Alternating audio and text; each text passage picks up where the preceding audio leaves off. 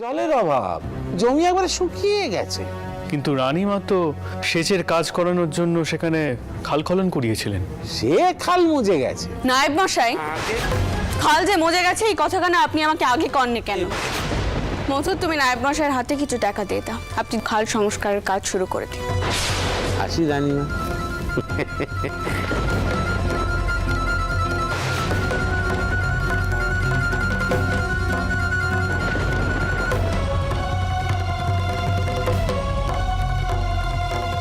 মা, আপনি আপনি নায়েব মশাইয়ের কথা বিশ্বাস করলেন নাকি? নায়েব মশাইকে তো অন্তত বুঝতে হবে যে আমরা এখনো তাকেই বিশ্বাস করছি, না হলে যে আসল সমস্যা আমরা কখনো বুঝতে পারবো না। মতুর বাবা মশাই, বাবা মশাই, দিদমা, এই হিন্দু পেট্রিয়াটের সম্পাদক মশাইয়ের নামে কালকেই মামলা করা উচিত। দেখুন একবার হরিশ বাবু দিদমার নামে কি লিখেছেন, দেখুন। কি কি কি লিখেছে হিন্দু পেট্রিয়ট? আচ্ছা ভোপাল, এখন আমরা একটা অন্য সমস্যার মধ্যে রয়েছি। এখন এসব দিও না আমাদের। মেশবাবু, আমার মনে হয় আপনাদের এই সমস্যার সঙ্গে এই লেখাটা জড়িত। একবার পড়ে দেখুন, এতে মকিমপুরের বিষয়ে কিছু লেখা আছে। কি কি পড়বো? ও মতুর, এতবার করে যখন কইছে ওরা একবার পড়োনি? কই দেখি কি আছে।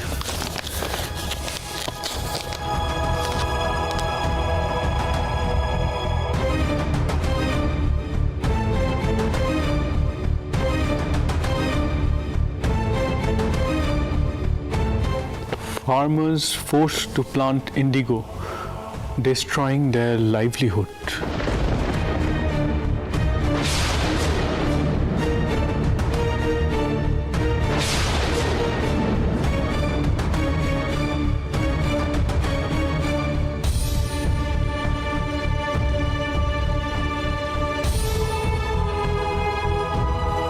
কি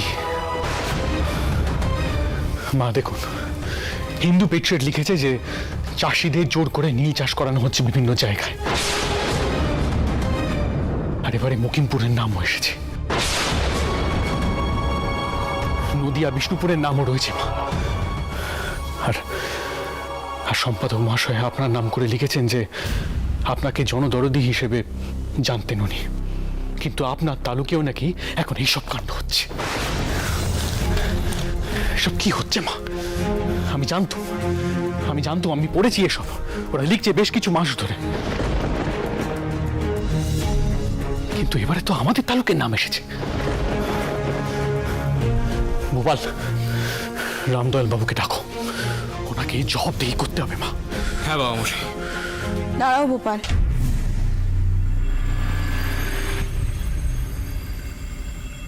কাউকে এখন কোথাও যেতে হবে না।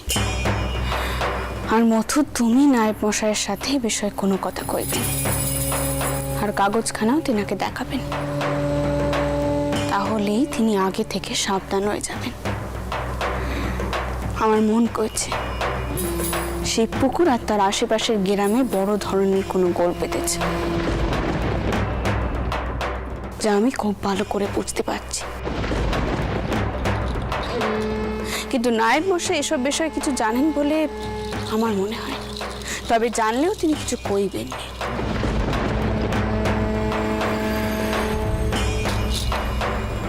আপনি তাহলে কি করতে বলছেন মা? তুমি সেখানে যাও মতুর, নিজে চোখে দেখে এসো ওখানে কি হচ্ছে। বেশ তো মা, আমি আজই রওনা হচ্ছি। না মতুর, এমন করে তুমি সেখানে যাবে না, কেউ যেন জানতে না পারে তুমি মকিমপুরে যাচ্ছ। প্রয়োজনে 2-3 দিনের জন্য তুমি মকিমপুরের আশেপাশে কোনো তালুকে গিয়ে থাকবে, তারপরে সময় বুঝে গোপনে তুমি মকিমপুরে যাবে, আর সেখান থেকে সব খবর তুমি নিয়ে আসবে। গোপনে?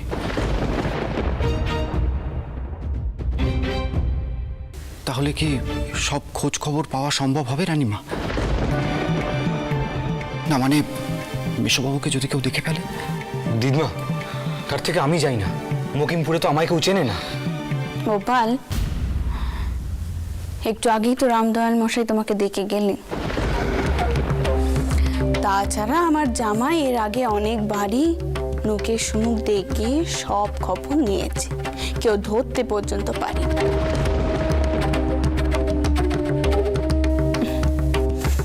তোমরা এখনো মতরকে চেননি ঠিক মতো, বুঝলে?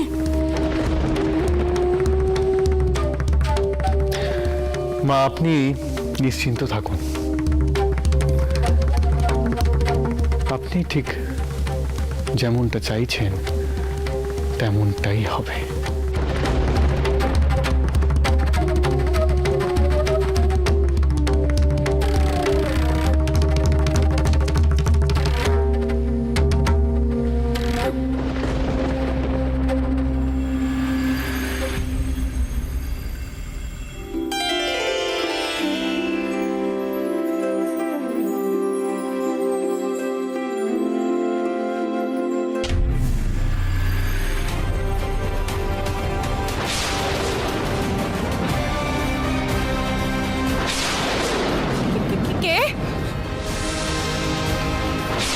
কে কে ওখানে?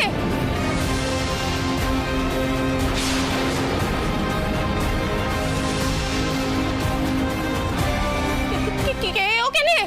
ও মা গো! বাঁচাও বাঁচাও বাঁচাও! আরে বাবা, আমি শোনো, দেখেছো ভয় পেয়ে চলে গেল। ব্যাস, এবার সব দোষ আমার হবে। ওহ,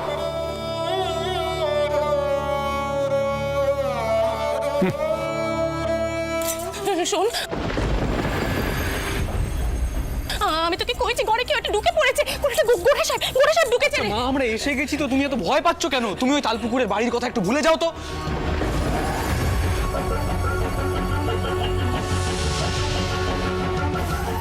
এই ছোটকু কি কাউকে তো দেখছি না রে। তুই ভুল দেখিস তো। আর তাছাড়া গোড়া সাহেব কি করে অন্তরে ঢুকে পড়বে? তাহলে কি মিথ্যে কথা কইছি ভাবতে দি? মাসিমণি, এই গড়ে তো কেউ নেই। ওই গোড়া সাহেবরা কোন পথে পালালো? কোনো সাহেব আসেনি, আমি এসেছি।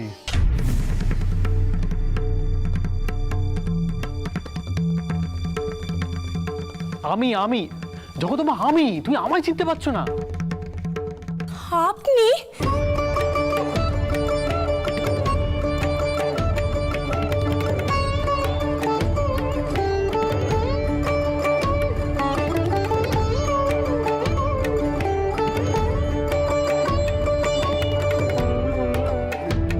আপনার মাথা কানে একেরে গেছে নাকি? আমার মাথা যায়নি, তোমার মাথা খারাপ হয়ে গেছে। আমি মকিমপুর রওনা হব সাহেব সেজে। তোমায় ছদ্মবেশখানা দেখাতে এলুম, আর তুমি একেবারে বাড়ি মাথায় করলে। এই নাকি সেই মেয়ে, সে এক সময় একটা লাঠি নিয়ে সাহেব শায়েস্তা করতে ছুটেছিল। কি হয়েছে তার এখন? মা, আপনি লাঠিয়াতে গোড়া সাহেবদের শায়েস্তা করতে গেছিলেন?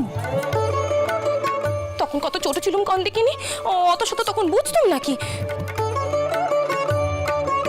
এই বয়সে এসে মনে হতো সাহস থাকে নাকি? তার উপর তালপুকুরের বাড়িতে গোড়া শোনো না কি কান্নি কানাই না গটালো, ভয় পাবো না আমি? এই চটকুকি শোন, বলি তোদের দুজনেই বুদ্ধিশুদ্ধি কি একটু নোখ পেয়েছে? বাড়িতে বেটা বউ সকলে আছে, এই সময় তো স্বামীকে বলে একটু বুদ্ধিশুদ্ধি চলতে। তোদের সোহাগখানে কি সকলের সামনে বেকাশ না করলেই নয়? বাবা, নচ্ছে আমার মাথা খানা কাটা যাচ্ছে। মা, বাবা মশাই এইভাবে একা একা মকিমপুর যাবেন আজই? মা, তুমি বাবা মশাইকে আটকাও। বাবা মশাইয়ের আজকাল একদম মেজাজ ঠিক থাকে না। তার মধ্যে এরকম ছদ্মবেশে না জানি মকিমপুরে এখন কি কাণ্ড কারখানা চলছে। মা, বাবা মশাই একা একা সব সামলাতে পারবেন না। গোপাল, আমি তোর বাবা মশাইকে কিছু কথা কইলে তিনি কি শুনবেন? এখন যদি তেনাকে কিছু কই, তিনি আমাকে 10 কানে কথা শুনিয়ে দেবেন। ওহ, যেমন মা তার তেমন বেটা, এত ভয় পেলে চলে নাকি? আর মকিমপুর তালুকে বেশ শোরগোল বেঁধেছে, তাই মা চাইছেন সেখান থেকে গোপনে খবর সংগ্রহ করতে। তাই আমার মনে হলো এই বেশে গেলেই তারা কেউ চিনতে পারবে না, না হলে সকলে আমায় চেনে। আর হিন্দু পেট্রিয়টের কথা যদি বিশ্বাস করতে হয় তাহলে নীল চাষ নিয়ে সেখানে রোজ বেশ গোল বাঁধছে। তাই আমার মনে হলো সাহেব সাজাই সব থেকে ভালো হবে। মেশোবাবু, আপনি হয়তো হিন্দু পেট্রিয়টের এইবারের সংখ্যাটা ভালোভাবে পড়েননি। সেখানে অনেক কিছু লেখা রয়েছে। নীলকর সাহেবরা অত্যাচার শুরু করেছে, আর এই অত্যাচারে যারা বাধা দিচ্ছে তাদেরকে প্রাণে বাঁচতে দেওয়া হচ্ছে না। পরিস্থিতি সেখানে বিপজ্জনক। আপনাকে সেখানে একা যেতে দেওয়া চলবে না। আমি আর ভোপাল আমরা আপনার সাথে যাব। কি? না না, তোমার কি মাথা গেছে রাঘব? আমাদের নায়েব মশাই ওখানকার রামদয়াল ঘোষ, উনি তো যাওয়ার আগে তোমাদের দেখে গেছেন, আর মা চাইছেন পুরো বিষয়টাই যেন গোপনে হয়। আচ্ছা মা, আমরা দুজন কি ছদ্মবেশ ধরে যেতে পারি না? না, যেতে পারো না। আর তোমরাই তো বলছো অনেক ঝুঁকি আছে এই কাজে। বাবা মশাই, আপনি যদি ঝুঁকি নিয়ে যেতে পারেন তাহলে আমরা কেন ঝুঁকি নিয়ে যেতে পারি না বলুন তো?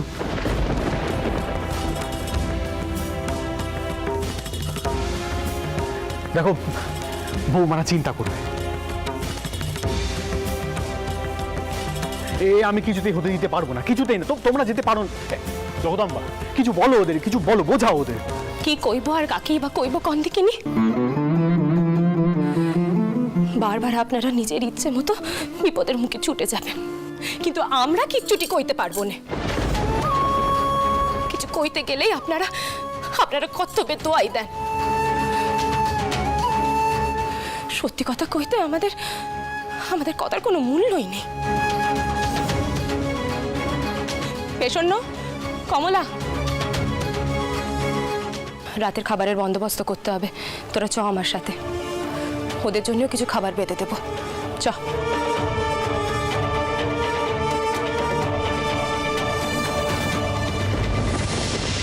তোমরা শুধু শুধু জেদ ধরলে, জানো তো? অবশ্য আমি জানি আমি তোমাদের না নিয়ে গেলেও তোমরা আলাদাভাবে যাবে।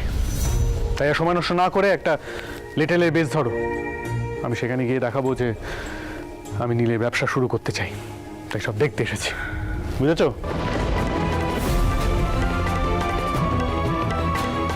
শুধু একটাই ক্ষোভ রয়ে গেল, যাবার আগে ছোট ঠাকুরের সঙ্গে দেখা হলো না।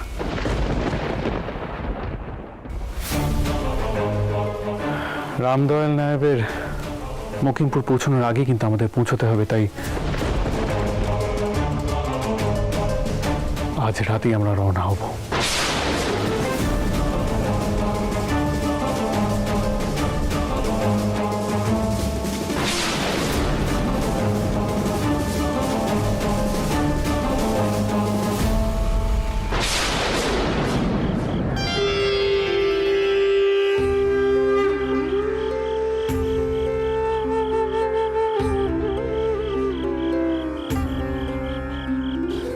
জয় মা, জয় মা।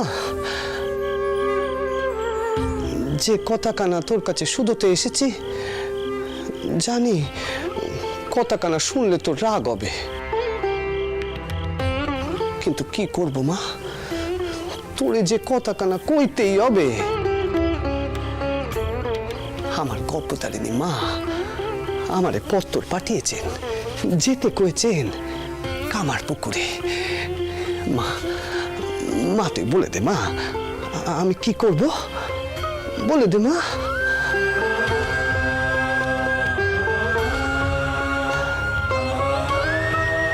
একদিকে জননীর ডাক, আর একদিকে জগৎ জননীর ডাক। আমি যে একেবারে শেষ হয়ে যাচ্ছি। ও মা, মা তুই আমারে পথ দেখা মা, পথ দেখা আমারে, পথ দেখা মা।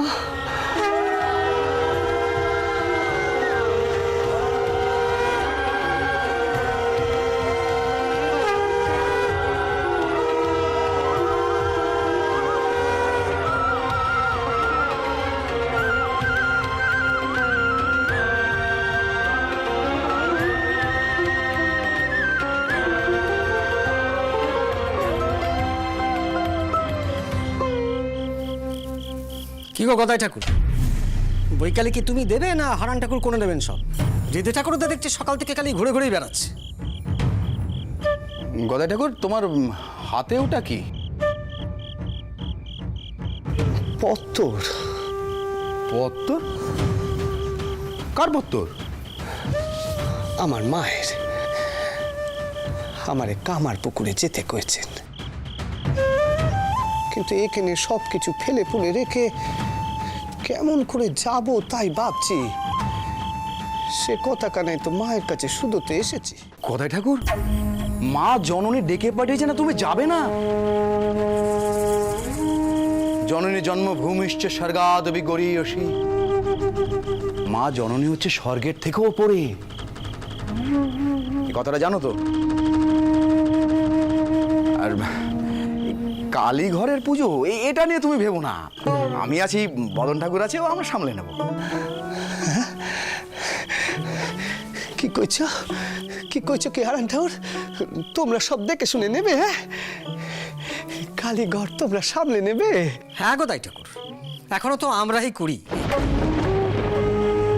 তুমি তো নিজের খেয়াল খুশি মতো পূজাচ্ছা করো। বদন ঠাকুর, আমার এসব কথা কেন? গদাই ঠাকুরের গাঁ থেকে পত্তর এসেছে, আরে যাবার জন্য মনটা ছটফট করছে, তাই না গদাই ঠাকুর?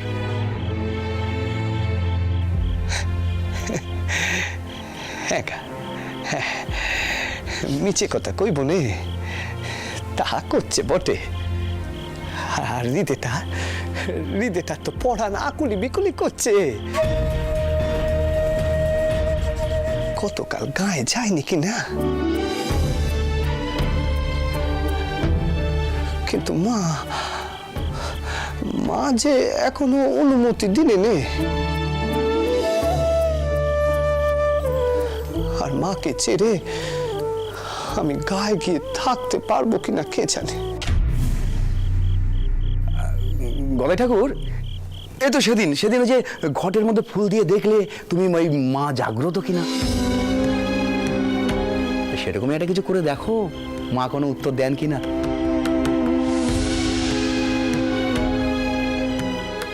এই দেখো, আরে বদন ঠাকুর, চলুন চলুন চলুন, অন্যান্য সরঞ্জামগুলো নিয়ে আসি, চলুন চলুন, দেরি হয়ে যাচ্ছে।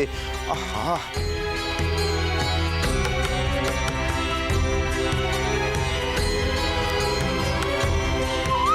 ঠিকই কয়েছেন হারান ঠাকুর, তো ঠিকই কয়েছেন। দেখি পরীক্ষা করে দেখি।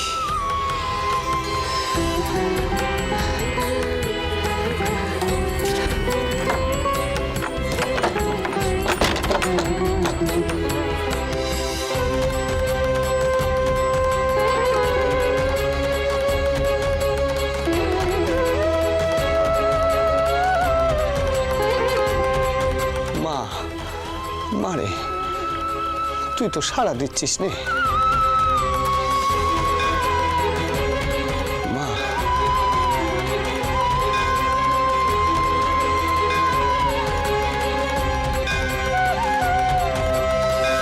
এই ফুলকানা আমি ঘটের উপরে রাখছি। এই ফুলকানা যদি ঘটে থাকে তাহলে বুঝবো তোর অনুমতি আছে। মা, আগে তো দেখি যাওয়ানি, তুই কি অনুমতি দিস? তারপর নয় মল্লিক মশাইয়ের কাছে ছুটি চাইব। জয় মা, জয় মা, জয় মা।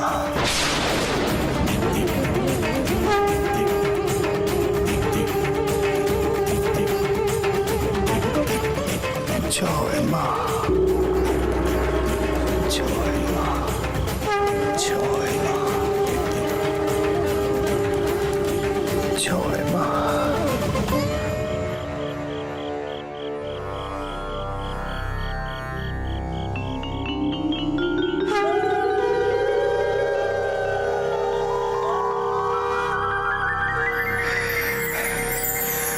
মা,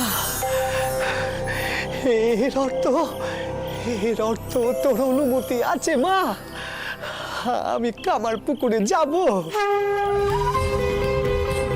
তুই আমার ওপরে মান করিসনি মা। মারে মা, আমার বড় ভয় হচ্ছিল মা, বড় ভয় হচ্ছিল মারে। কিন্তু তোর এই রূপখানা না দেখলে আমি কেমন করে থাকবো মা? ওকে নে, তোর এই রূপ আমি কেমন করে প্রত্যক্ষ করব? তোরে তো আমি ওকে নিয়েও যেতে পারবো না।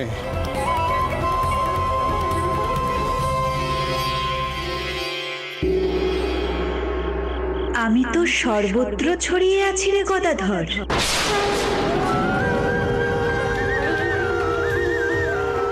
তুই যেদিকে যাবি সেদিকেই আমার দেখা পাবি। যা গদাধর, যেখানে যাবি ঠিক করেছিস, যা।